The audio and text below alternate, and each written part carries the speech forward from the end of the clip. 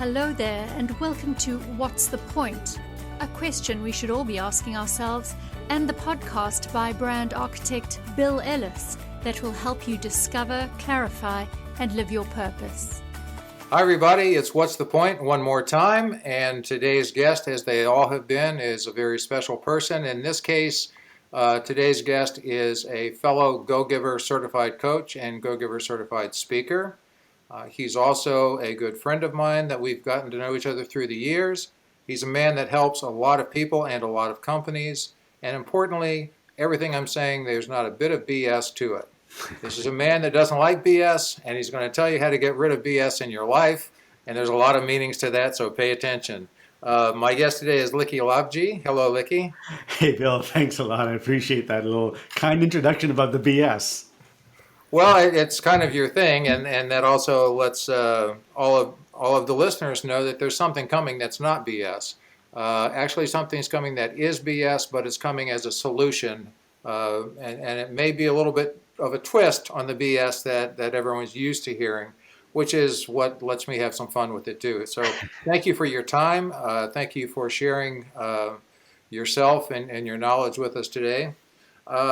Let's start just with kind of a brief setup of yourself and what you're doing now. So you have been for years, you had been in the corporate world, and now you've struck out on your own not too very long ago, and you are basically leadership focused and an executive coach. Tell us more about what you're doing.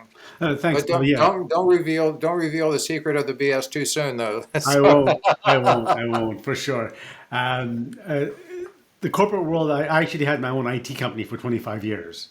Okay. And I managed that, and I sold that off about 7 years ago. Just when you and I met, I kind of sold it off at that point. And now what I'm focusing on is executive coaching, working with some incredible organizations out there to help them transform their leadership teams by finding their BS. And I'll leave it there before I get deeper into talking about BS. Well, the book, your book, which if those of you checking this out on YouTube, it's not Michelle Obama's book. It's to the other side. It's Death by BS. How's that? And now it's full frame. Thank you, Likky, for that. We'll talk about it. And, of course, you can find out all the information about this and all of Likky's other offerings in the show notes. Likky, tell us about your book, Death by BS. What does that mean? Well, one of a really good friend of mine asked me, why did you write this book after he read it? And I said, I had to get something out on paper and let myself free and apologize to my employees of 25 years, to my customers, and to my family for 25 years. And he kind of looked at me and goes, I didn't see that apology. I said, well, it wasn't a real written apology that I'm sorry, but it basically showed my blind spots that were in the way when I was running my organization. And that's an important point to make. Now we can define what BS means. In Likky's world, in Likky's work, in Likky's terminology, BS has multiple meanings, but in particular it means blind spots. So your book title, Death by Blind Spots, I think is relevant to all of us because we all have blind spots, and being open to learning about those is pretty critical to really growing and performing at our best. Tell us more. It is, and this all starts when we start looking at ourselves, and we have a hard time looking at ourselves. We can drive and look for our blind spots because we don't want to get hit. But boy, in life, imagine looking in the mirror and saying, what don't I see about myself? And it's hard. But yet others can see our blind spots right off the bat.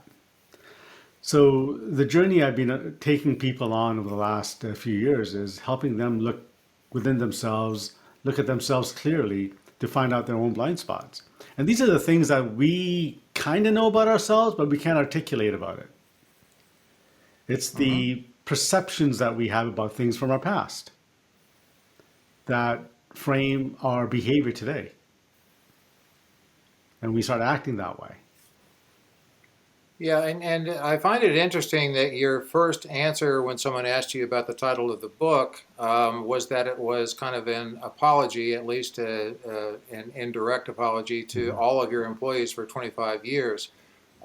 So what I take from that is you've been able, in retrospect, to look back and discover some of those blind spots, and not just the impact it had on you, Likky, but the impact that it in turn had on your employees and your company. Yeah, Yep. I did. And Bill, I've been on a self-awareness journey for the last 12 years, and that doesn't end. Last night, I had another awareness moment happen. But I'll just ex- share a small story, if you don't mind, about Oh, what please do. started this entire idea of blind spots and understanding what I was holding on to.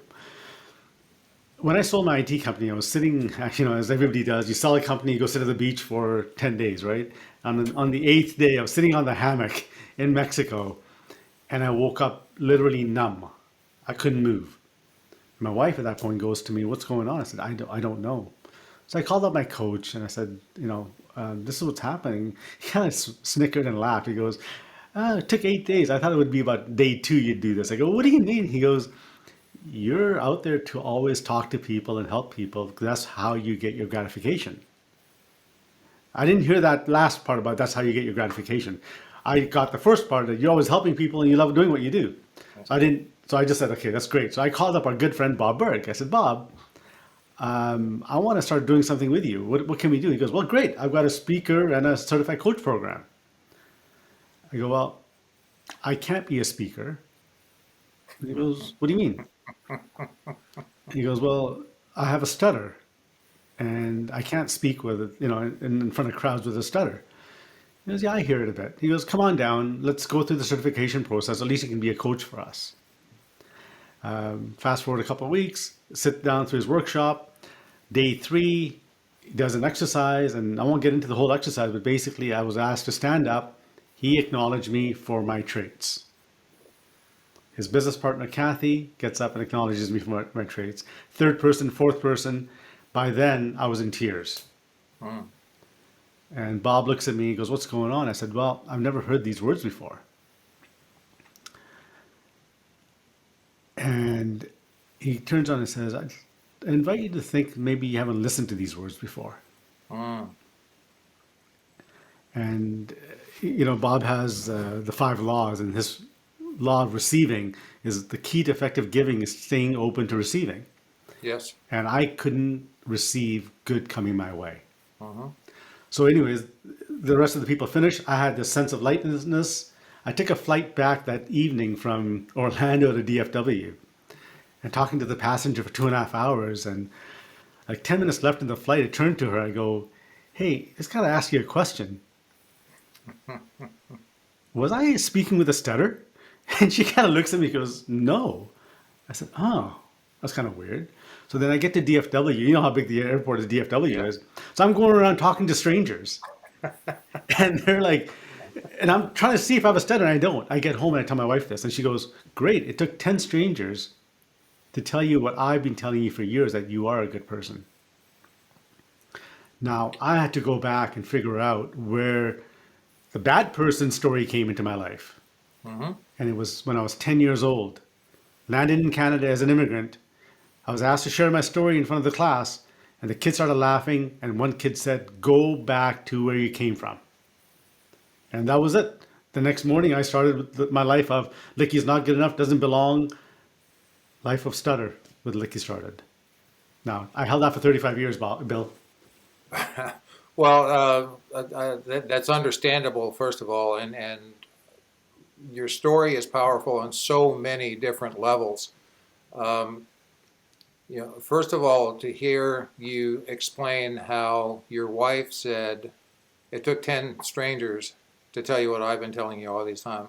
Yeah. My wife, who you know, Tara, is very fond of saying to me that part of what she is there for as my wife and life partner is to hold up the mirror so that I can see things that she can point out things in me that I don't otherwise see, and that's sometimes difficult when people like you and I are uh, not closed to, but resistant to and not used to engaging in the law of receptivity when it comes to ourselves. Yeah. And the whole point of that is there's no chance for giving if there's not going to be receiving. So people can give us all the good compliments they want, but if they're not being received, it's not truly consummating the gift. The other thing that strikes me, and it's true to this day, and who knows how long it'll be true, but the impact of a lack of diversity, the impact of just being, you're not like us, the impact of go home, and all of that kind of behavior, which is taught, can have such a widespread impact. And you as an individual are a great example of that, and how long you carried that with you. So for just to build on that just a minute, you immigrated from India, yes, with your No, folks? I was actually born in Uganda, Africa. Ah, And okay, I was 3 years old when I left there, went to Pakistan, went to London, and then came to Canada. okay. Um, well, that clears things up. I'm sorry, I knew that, and so you've lived in Canada for how long now? Well, I've been here since 76, so what does that work out to? My math isn't great, but it's a long time. Yeah, Almost yeah, 50 years. yeah, that works out to a long time. Yeah. And what part of Canada are you in? I'm in Vancouver, Canada. Ah, beautiful Canada. It is. It's a very beautiful part of the Canada. Although I've not visited, I intend to. So I might ring your phone one day. I'm looking Um, forward to it, Bill.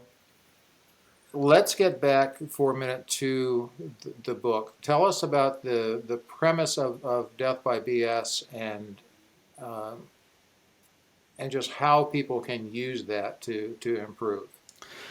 The first chapter, the words death is important to me on this one, and the BS, and yes, you can say blind spots, and the BS stands for, you know what, you and I, I'm not going to say it on here, but that's the real BS that's between our ears. That's the Bull narratives that we stuff. keep on telling you. Exactly. Okay, you can say it, so I'll say it as well. It's the bullshit that we hold on to, and the stories we keep on telling to ourselves. But the word death was really key when I chose this title. The first chapter on the book is about trust. And I've had an issue with trust for many, many years, where the work that I did, I figured out that it was based on when my dad passed away when I was 3 years old, Hmm. when my grandfather passed away at 5, when my best friend passed away at 16 in a car accident, my cousin passed away at 40 in a car accident. My reasoning here was, why am I getting close to anybody? Because they're going to go anyways. They're going to die anyways. I had a hard time holding on to people. Now, turn that around a bit. When my daughter was 3 years old, we were doing a road trip to a seaside town called Tofino on the west coast of British Columbia here in Canada. And we stopped off for some lunch, and we were at a Subway. We were with some friends. We finished eating, and all of a sudden, on the side of my door, side of my eyes, the door opens up, and she bolts out to the middle of the street. And all I hear is a car coming in. It's going screech. Misses her by an inch. Hmm. You never forget that as a father. Oh. I ran after her, picked her up, and I held her tight. But what I did forget was I said the words, "I'm never letting you go." And when at 3 years old, never letting you go to me meant I am going to protect this girl. She's not going to get hurt. To her, it meant dad didn't trust me. Dad was a helicopter Hmm. parent. I wasn't allowed to do anything on my own. Her perception about me is dad doesn't trust me. Same perception I had about my dad leaving me at 3. So it just rolls on until you figure out what's going on. And that's the impetus of me writing this book. I want to put all that BS away. I want to just kill that BS and move my life into a place of letting go of all the narratives, letting go of all the stories, and creating a life of a future of clean, authentically living. That's a powerful story with your daughter, and also a very poignant message about communication and how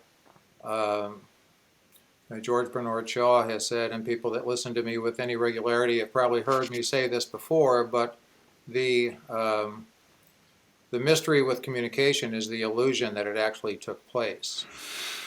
And I had an example of that in my life just this morning, where I communicated something meaning one thing, and it was interpreted by the other person as being almost the exact opposite, and it led to some pretty tense moments. There was clearly conflict there. So part of the BS that we all have to look to. And part of my work is to help people understand how to better communicate. And we can all improve. So back to your book. It was #1 on Amazon. And I love how you say that while the title might suggest a mystery thriller, Death by BS is not so much a whodunit as a whatdunit, which is great. So, and then this is also really something I'd like you to expand upon, please, Likky. He says, it's a given that the only perpetrators are likely the readers themselves, meaning ourselves. Yeah. Expand on that. Well, you've heard the saying, perception is reality. Yeah. It's your own perception that creates this reality. But where did that perception come from? So what we've changed that saying to say is, it's the misinterpretation of the perception wherein the blind spots lie. So something happened to us, we misinterpreted it, and now we have a blind spot that we're living and creating a narrative around for the rest of our life until we actually go back and figure out exactly what happened. Like literally, I mean, my dad dying, how is that related to me not having trust? Like there is no tie into that at all. But it's the perception I created around that for many years. Yeah, and perhaps there's not a direct tie-in, or at least one that isn't overt. But the older I get, the more I hear stories exactly like that. Stories of feeling abandoned when that was the furthest thing from reality. Yet that is something that gets inside of ourselves and stays there. So what are give us some of the practices in your book that can help us to start to identify blind spots. And also, while you're doing that, feel free, talk about the courses you offer, because they're fantastic. And that's where someone that, if you really want to follow the path to understanding your blind spots, everyone listening, listen now, because Likky's going to tell us not only kind of the how it might work, but also where you can find the most effective way to take a deep dive. Yeah, I'll get into our assessment and course in a second, but you asked a question about how and what are the exercises we have in the book. One of the biggest things we need to realize is, what are the triggers that create our emotions that tell you the story was exactly what's happening? And like I said, I've been on this journey for 12 years, and every day I'm still looking for those triggers and emotion changes, because Bill, I may have shared this with you earlier. When I sold that IT company, I went into a depressive state for many years. And I had to work myself out of that without medications, without any of that. I went through hypnotherapy, went through counseling, and worked through that. But it was all the emotions that were creating that. Now, you could go into a state of a narrative about what your emotions are and perceptions are, and stay in that state for seconds or weeks. The shorter you get, the more self-aware you become. So last Tuesday night, I am sitting with my partner and we're having a conversation, and I just lost it. My emotions went offside. I just wasn't present. I was defending. I was not being myself. I didn't know what was happening. So I just, I had to call it a night. I said, okay, I'm done. Went to bed. Woke up the next morning, and I just said, there was a trigger. A trigger was happening, and an emotion of loss started happening again. So I realized that right away. Now I had to go back and figure out what that was. So that was Tuesday. The Friday before, I get a note saying one of our old soccer colleagues is diagnosed with pancreatic cancer. On Monday, an uncle passed away.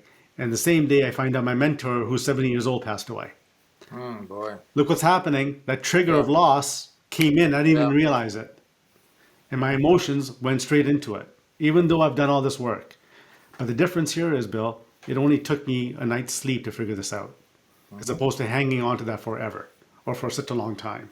And that's the difference about, we all have triggers, we all have emotions, we all have narratives. But understanding where they came from and reacting to it right away and resolving it, that's where life changes. And that's the journey we take you on the book.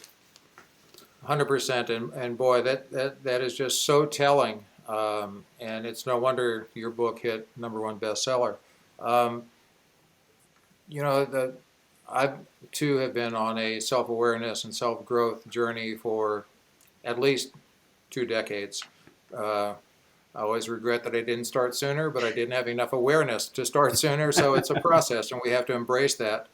The other thing that we have to understand is, as we look at this, a lot of people that I work with, Likky, are kind of afraid to become self-aware because they don't want to see what's there or revisit what's happened in the past. And what I've learned is, and embraced so strongly, is, I'll use myself as an example. I had to do every single thing I did, right, wrong, and indifferent, to become the person, the man I am today. And without all of those trials and tribulations, most of them self-inflicted or self-succeeding, I wouldn't be the person I am today, and I really like the person I am today. So that's something people have to understand, is that, as we go through life, everyone has errors, everyone has bumps in the road, and it's how we become open to learning about them. One more thing quickly on your example. First of all, sorry for that much loss. I mean, that is just traumatic. Even without the underlying impact of having lost your father at such a young age, that's a lot of loss.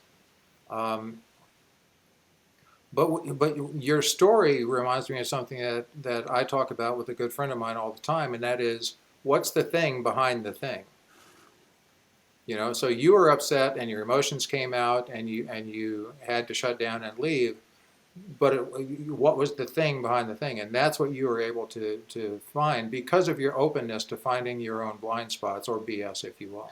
Yeah, thanks, Bill. That's exactly what it is, right? And you said something earlier, is that most of us are afraid to understand and look at ourselves and not become self-aware. But here's a simple statement, and everybody can relate to this. We are all naturally creative, resourceful, and whole. Every single one of us is. Unfortunately, there's a cloud above us sometimes that doesn't allow us to be that person. So if you're open to looking at yourself, which is naturally creative, resourceful, and whole, that's all you're going to see. And get rid of that cloud. So don't be afraid of that. Start getting back to that point.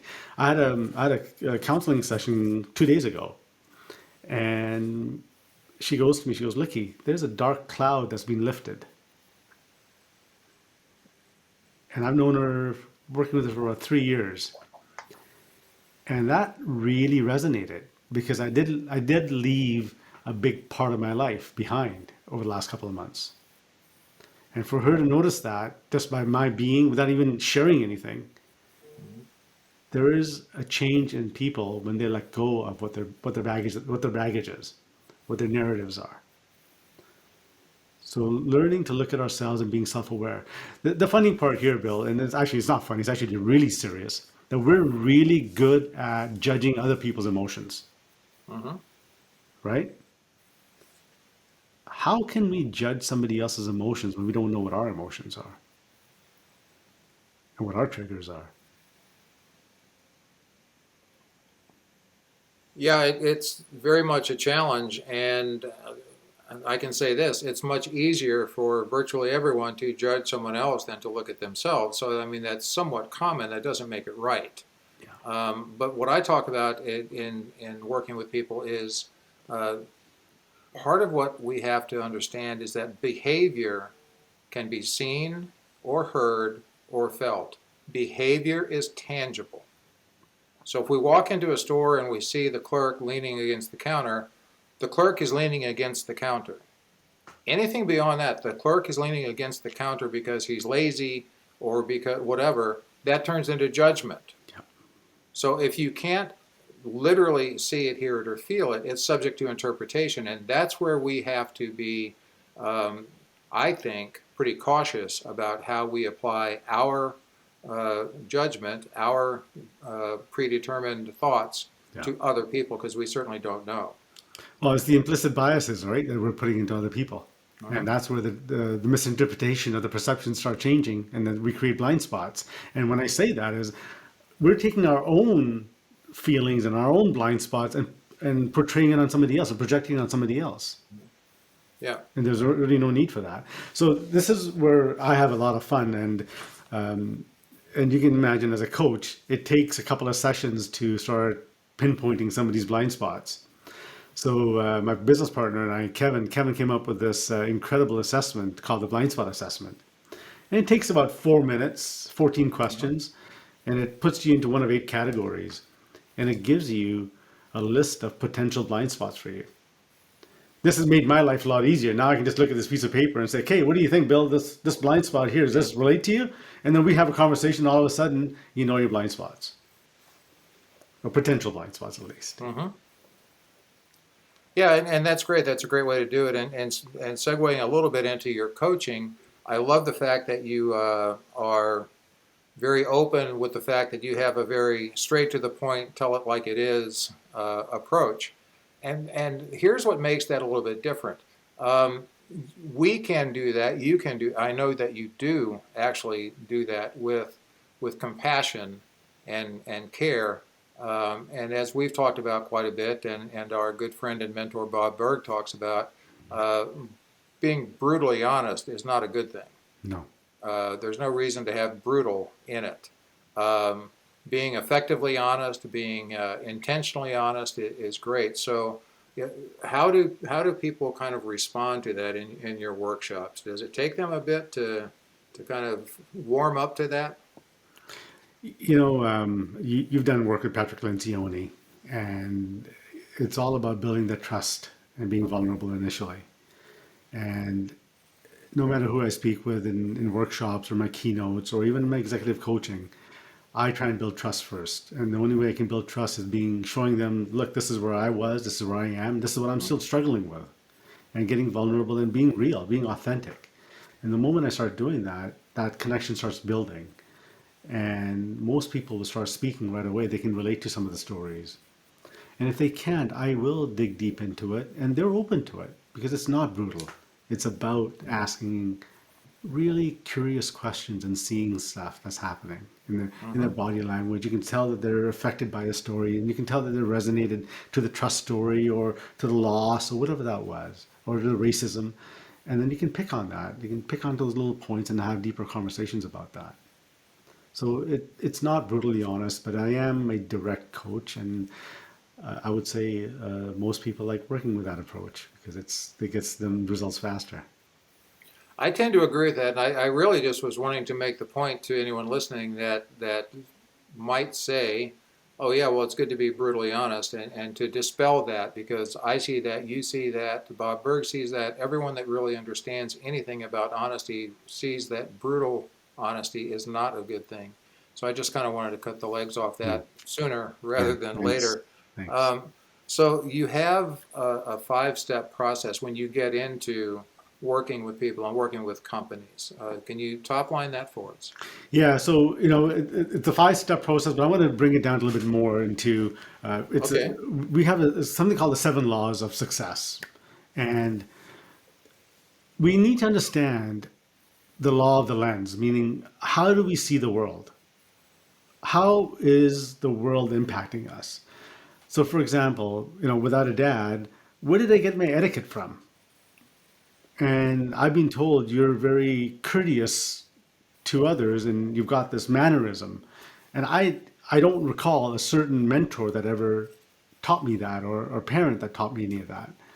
There's multiple different places where you can get the worldview. And one of them could have been media. And when I was younger, I used to watch the Brady Bunch, for example, or Happy Days, right? Yeah. But then I also used to watch Married with Children, so I'm not sure where the mannerism comes in there.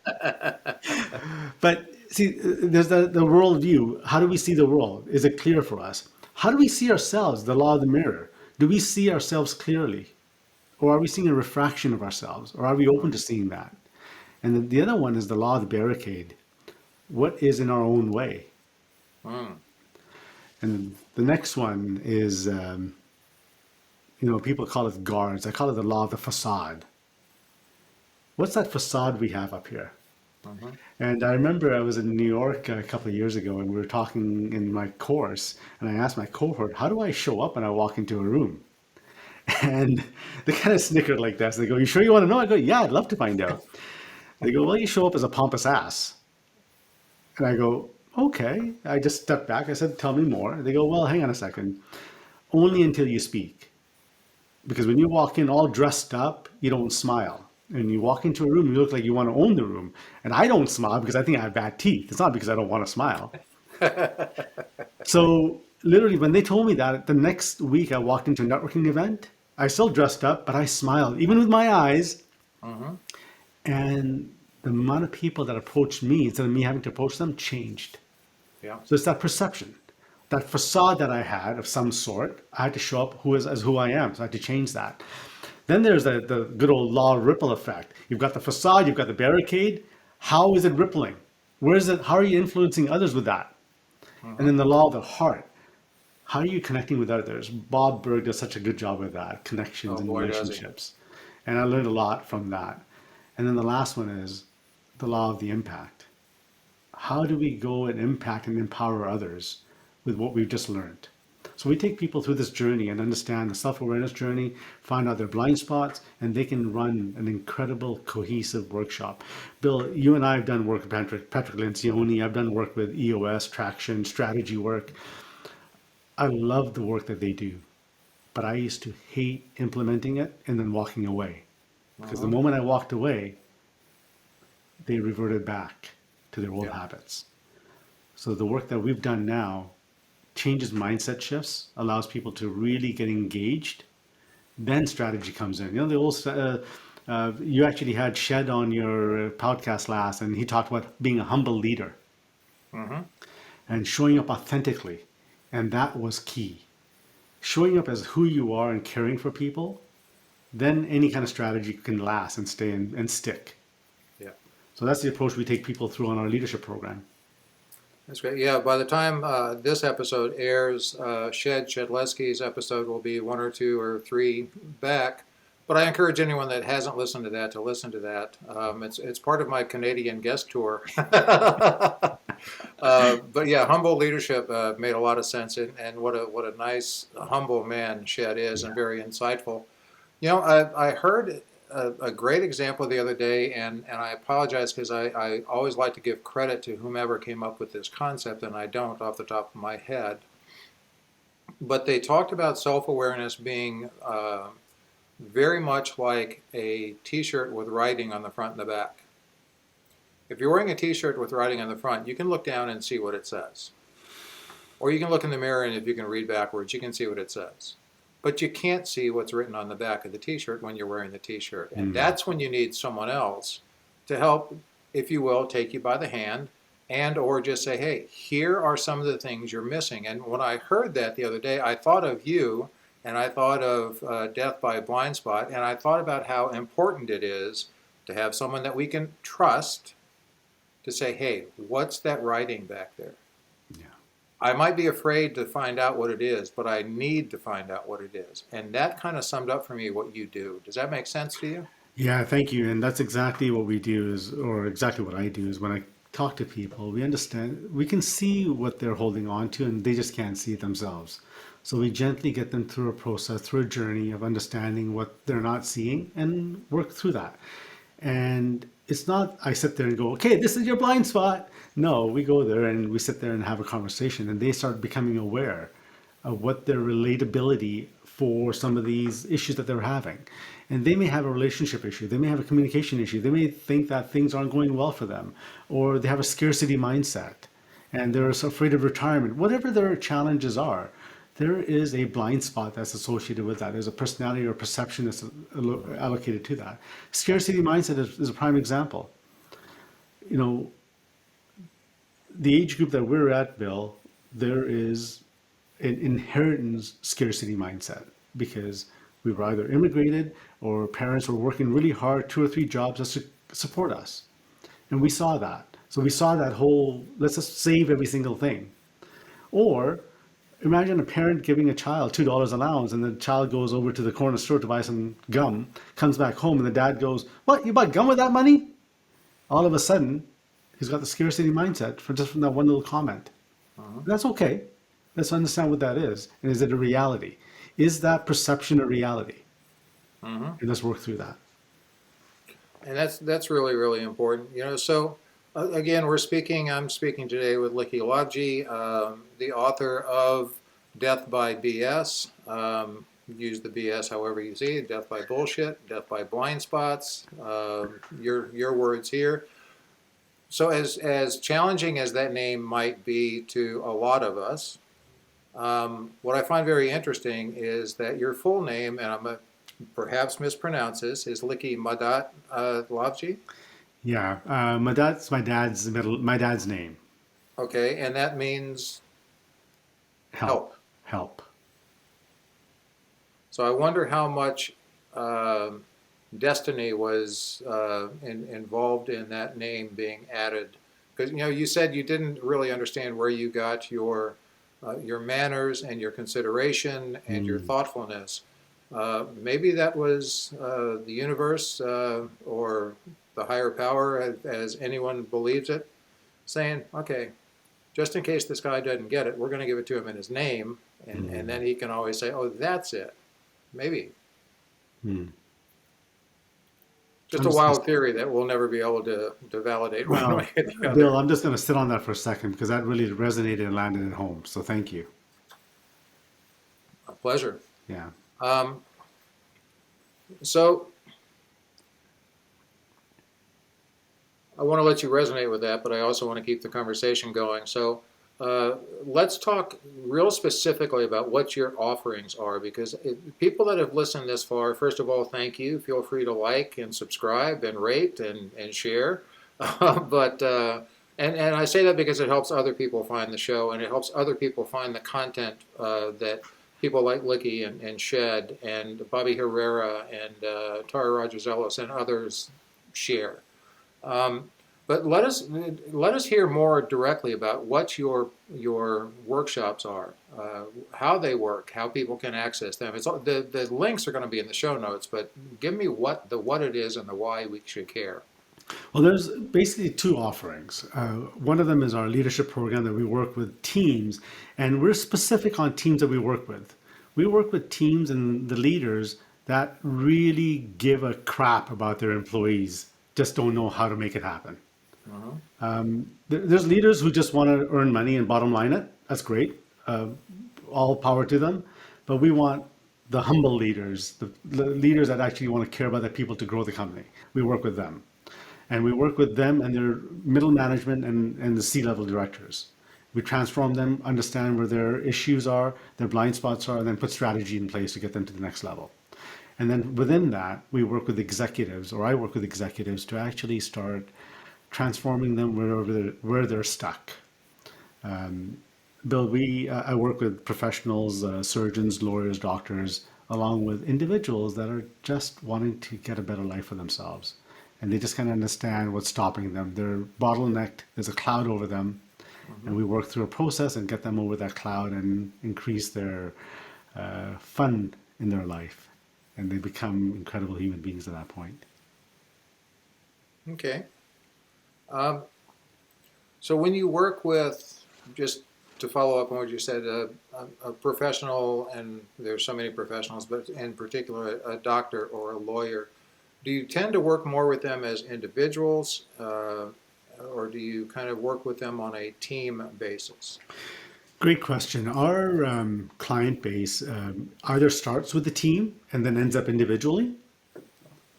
Because when we're working with a team, there's some people within that team that require some hand-holding to overcome some of these challenges. We'll work with them as a team at that point. And it also goes the other way around, where we've picked up some clients that are individual professionals, and then they want us to come and transform their teams. So we'll do that as well. Majority of my clients are both. I'll work with the individual that takes us into the team, and the team that becomes an individual client. And it's not only that you have to be part of a team. Bill, in my world, everybody's actually a leader. You could be a leader at home as well. And if you're not leading an incredible team at home, let's talk, because there's some blind spots around that. Hey, hands up, that was me for a long time. I had my own blind spots at home, and I had to work through them. Yeah, and I can not only understand that, I can relate to that and say me too. I can also say that I still have blind spots. Yeah. It's not like suddenly a light comes on and all of the blind spots are illuminated and they go away. And sometimes the blind spots are there and we're aware of them, but we're able to kind of, even unconsciously, get past them, and old habits die hard, as they say. Do you have courses? Well, first of all, you talked about your BS assessment. That's available online? Yeah, if they go to LickyLabji.com, there's a link on there that says the BSSS blind spot assessment. Take that. Within 4 minutes, you get a result sent to you right away. And then my offer to you at that point is, if you want to go over that, you can reply to that email and we'll book a call and have a one-on-one conversation just about that blind spot assessment. And Okay. if we can spend a little bit of time to get you through that, you are on a head start of an incredible life. Okay. Again, it'll be in the show notes, but if anyone wants to check it out right now while they're listening, that's LickyLavji.com, Likky, Lav as in Victor, J as in John, I, as in I encourage you to go take that assessment. So LickyLavji.com, also in the show notes. As you look back on your journey, do you have, is there either a singular blind spot or kind of an area, a cluster of blind spots that really stand out to you in your personal case? I shared the story that it was that event with Bob Berg. That was my impetus shift of understanding that I was holding on to so much, and I had to dig deeper in understanding why I was the way I was. It was trust, it was the anger, it was the depression. It was all caused from me just holding on to so much, and digging deep through my coaches and my therapists to uncover some of those were incredible. But Bill, I will say, you said something earlier about you're still looking for blind spots, and so am I every day. And blind spots are not necessarily all bad either. Today, Right. you highlighted a good blind spot that I was missing, which was my dad's name being part of me. That could have been the inherent reason why my mannerism and help is there. Now, hearing that from somebody else as a third party, I never would have seen that. There's a prime example of what a blind spot is. Well, I'm glad to have shined the light on that a little bit. But you know what else that does is it helps reinforce and shed light on understanding for your wife. Because oftentimes we, for whatever reason, put more credence in a stranger or someone that we're not as familiar with than we do with people that are the most familiar. And as a speaker, you know this too. I will get more interest from people outside of St. Louis than I will groups in St. Louis. Yeah. You will get more interest, I'm assuming, the further away from your home base you go. And what's the reason for that? I don't know. But I do believe that if it's delivered genuinely, or sometimes even if it's delivered harshly, getting input from people that we aren't that close to can have more of an impact because it might make us take more notice. Yeah, the people closest to us are the ones that we don't want to listen to or hear all the time. Yeah, and why they don't listen to us is, I can have a total different conversation around blind spots in marriages. yeah, exactly. Well, we'll get more into that at some point soon. Another recent guest, the episode is active now, is our good friends Anna Mann and John David Mann, who just published The Go-Giver Marriage, which kind of fits into this overall discussion. So we've had some fun talking about death by BS and what it means, and death by BS. And is that a mystery? Is that a whodunit or what done it? Is that blind spot, or is it bullshit, or is it whatever other BS you want to come up with? And the same saying can have different meanings depending on how it's used and depending on the interpretation of different people. And when I talked earlier about, I had that this morning where I communicated a certain way, meaning one thing, and it was interpreted another way, and I fully understand the other side now that I hear it. But it was very simply, I used an emoji. And so even emojis can get confused. But I want to lead all that up to to this statement, and then I've got a question for you. People ask me what the name of my podcast is, and I say, what's the point? And there's several different ways to look at that. A lot of people with more of a negative perspective can go, oh, what's the point? It's I'm giving up. Why am I trying? What's the point? Mm-hmm. And that helps reinforce my perspective on it is what's the point? Because if we know our point, if we know our purpose, that helps everything else start to fall in line. So with that interpretation now in front of you, Likky, I present to you the final question of every episode, and that is, given your experience, given your life, given your work, what's the point? Helping people find their BS so they have better lives. That's it. That's what I'm here for, and that's what I want to try and create for people. My business card says BS Navigator.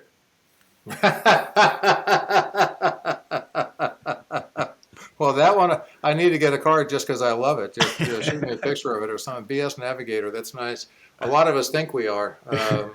What I'm glad that I think I've really driven myself to get off my business card is BS Creator. Likky Lavji, thank you so much for your time and sharing your knowledge and your experience. And if you're on YouTube, that beautiful smile this man has. And so here's another light to shine on a comment you made earlier. You don't have bad-looking teeth. You've got a beautiful smile. You've got an absolutely beautiful smile. So share it with us here. Share it when you walk into a room. And keep being that Natalie dressed Canadian that we all love so much. Thank you so much for your time. Thanks, Bill, for having me on. I appreciate you. Pleasure. Thanks so much for tuning in. And if you like what you heard, please subscribe so you don't miss an episode. We can promise you'll gain value in every one. Rating and reviewing makes us more discoverable and helps others find out what's the point. And if you'd like to know more about Bill Ellis or contact him, please visit his website, www.brandingpillars.com. See you next time.